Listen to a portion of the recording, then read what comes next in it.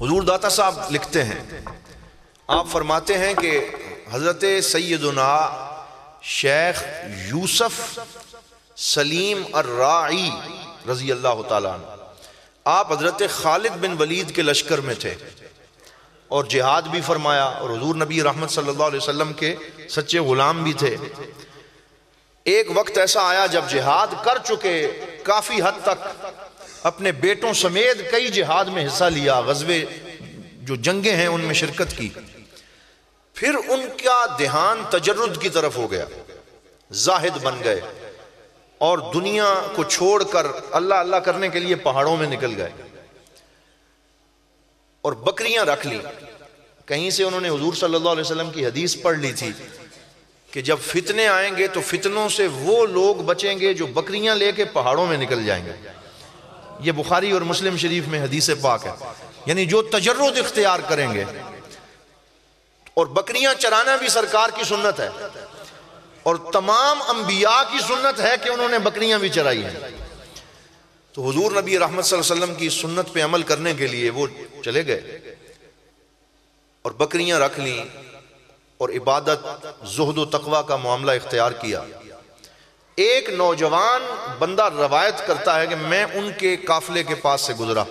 ریوڑ چل رہا تھا دو پہاڑوں کے درمیان،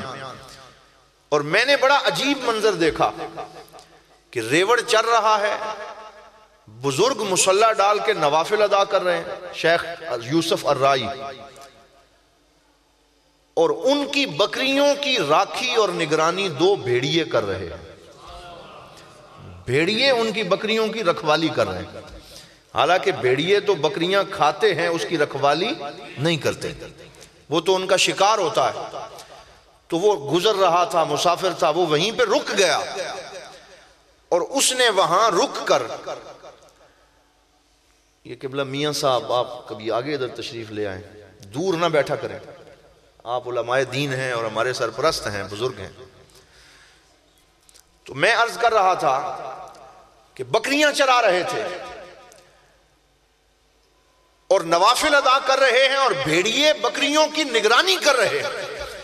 تو وہ بندہ جو اپنے کسی کام سے جا رہا تھا، کام بھول کر وہیں رک گیا اور کہنے لگا یہ نفل ادا کر لیں تو آج ان سے راز تو پوچھوں کہ یہ راز اور یہ نسخہ ان کو کیسے حاصل ہوا کہ خود تو نفل پڑھ رہے ہیں اور بھیڑیے ان کی بکریوں کی نگرانی اور حفاظت کر رہے ہیں۔ کھڑا رہا، جب وہ اپنی عبادت اور نوافل سے فارغ ہوئے ان کے پاس چلا گیا اور کہنے لگا دست بوسی کرنے کے بعد کہ حضور آپ کو یہ مقام کیسے نصیب ہوا؟ اور داتا صاحب فرماتے ہیں اس کے لفظ یہ تھے کہ بابا جی میں یہ پوچھنے آیا ہوں کہ بکریوں کی اور بھیڑیے کی یاری آپس میں کیسے لگ گئی ہے، بکریوں کی اور بھیڑیے کی یاری اور دوستی کیسے لگ گئی ہے۔ تو وہ جو بزرگ تھے مسکرائے، اپنا سر گریبان میں جھکایا ہوا تھا اوپر اٹھایا اور فرمایا، ایک جملہ فرمایا جس دن سے ان بکریوں کے مالک کی یاری مولا سے ہو گئی ہے، اس دن سے بھیڑیے کی یاری بکریوں سے ہو گئی ہے۔ جس دن سے میری یاری رب سے ہو گئی ہے تو بھیڑیے کی یاری بکریوں سے ہو گئی، کیونکہ وہ مالک ہے۔ جب میری دوستی رب سے ہوئی ہے، اللہ نے ساری مخلوق کو آپس میں دوست بنا دیا ہے اور میرے معاملات کو آسان فرما دیا ہے۔ اب میں عبادت کرتا ہوں اور مجھے کوئی ٹینشن نہیں ہوتی، کوئی مشکل نہیں ہوتی، اس پورے ریوڑ کی نگرانی اللہ تعالیٰ کی بھیجی ہوئی یہ فوج کرتی رہتی ہے اور مجھے کوئی پریشانی نہیں ہوتی۔ تو وہ فرماتے ہیں کہ وہ جو مسافر تھا اس نے دوسرا سوال پوچھ لیا، اس نے کہا حضور یہ تو سمجھ میں آ گئی کہ جس دن سے آپ کی دوستی اللہ سے ہوئی، بھیڑیے کی دوستی بکریوں سے ہو گئی، اب یہ نسخہ بھی بتا دیں کہ آپ کی دوستی اللہ سے ہوئی کیسے ہے، یہ یاری کیسے لگی ہے، تاکہ یہ نسخہ مجھے ملے اور میں بھی کوشش کروں، مجھے بھی یہ مقام نصیب ہو جائے۔ تو آپ نے فرمایا یہ تو بڑا آسان نسخہ ہے جس پہ کرم ہو جائے۔ وہ عرض کرنے لگا کیا ہے؟ تو حضرت شیخ یوسف الرائی نے فرمایا جس دن سے مجھے اپنے آقا مدینے والے حضرت محمد صلی اللہ علیہ وسلم کی اتباع نصیب ہوئی ہے، اس دن سے اللہ نے مجھے اپنا دوست بنا لیا ہے، مجھے اپنا یار بنا لیا ہے، دوست بنا لیا ہے، قریب کر لیا ہے، جس دن سے مجھے اتباع محمد نصیب ہوئی۔ کہہ دیجئے صلی اللہ علیہ وسلم۔ جس دن سے سرکار کی اتباع نصیب ہوئی ہے، اس دن سے اللہ تعالیٰ نے دوست بنا لیا ہے، اور جس دن سے اللہ نے دوست بنایا ہے، اس دن سے بھیڑیے کی یاری بکریوں سے لگا دیے۔ یعنی کیا مقصد ہے کہ میرے کاموں کو آسان فرما دیا، اپنے ذمہ کرم پہ لے لیا ہے۔ تو پتہ چلا کہ رب سے دوستی کا آغاز اس دن سے ہوتا ہے جس دن بندے کا تعلق حضور سے جڑ جائے اور حضور سے اتباع کا تعلق مضبوط ہو جائے۔ یہ قصہ یہاں ختم نہیں ہوا، آپ کبھی خود پڑھیں، بڑی لذت سے حضور داتا صاحب نے لکھا کہ وہ بندہ اجازت لے کے جانے لگا کہ حضور مجھے تو یہ آج بڑا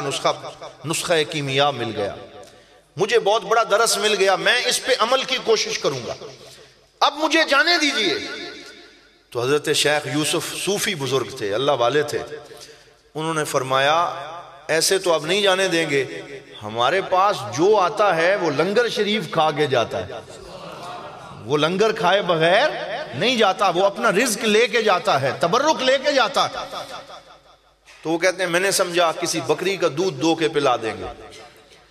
انہوں نے مٹی کا ایک پیالہ اٹھایا اور اٹھا کر ایک پتھر کے نیچے رکھا جس میں دو سوراخ تھے، وہ آج کل کے جدید دور کا واٹر کولر ہوتا ہے نا، اس طرح کا وہ اللہ کے ولیوں کو اللہ نے عطا کیا ہوتا۔ تو وہ ایک پتھر تھا جس میں دو سوراخ تھے،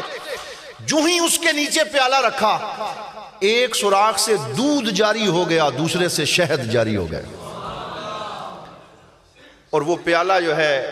وہ فیض اور کرم کا مکسچر اور ملک شیک بنا کے بزرگوں نے پیش کر دیا، لو پیو، اور پتھروں سے دودھ نکلتا ہے اور شہد نکلتا ہے۔ وہ بندہ قدموں میں گر گیا، اس نے کہا حضور پہلے تو یہ دیکھا تھا کہ بھیڑیے بکریوں کی راکھی کر رہے ہیں، اب اس سے بھی عجیب منظر دیکھ لیا کہ یہ پتھر سے دودھ اور شہد آپ نے کیسے جاری کر لیا۔ اب یہ بھی مسئلہ بتا دیں، اس راز سے بھی پردہ اٹھا دیں۔ آپ نے فرمایا تو نے قرآن نہیں پڑھا کیا؟ تو نے قرآن میں یہ آیت نہیں پڑھی فن فجرت من حسنتا عشرت عینا، کہ جو موسیٰ علیہ السلام کو ماننے والے تھے بنی اسرائیل، اللہ نے ان کے لیے پتھر سے 12 پانی کے چشمے جاری فرما دیے۔ تو آپ نے فرمایا جو موسیٰ علیہ السلام کی اتباع کریں ان کے لیے پتھروں سے پانی نکلتا ہے، اور جو مدینے والے نبی کی اتباع کرے اس کے لیے پتھروں سے دودھ اور شہد نکلتا ہے۔ اللہ اکبر، یا رسول اللہ، یا رسول اللہ۔ یہ پورا واقعہ حضور داتا صاحب نے ہمارے لیے لکھا، تربیت فرمائی اس واقعے کے ذریعے۔ یہ قصے جو ہیں یہ بعض بزرگ فرماتے ہیں قصص الاولین مواعظ للآخرین، کہ جو پہلوں کے قصے ہوتے ہیں وہ بعد میں آنے والے لوگوں کے لیے نصیحت ہوتی ہے۔ تو ہمارے لیے اس میں یہ سبق ہے کہ ہم بھی وہ بھولا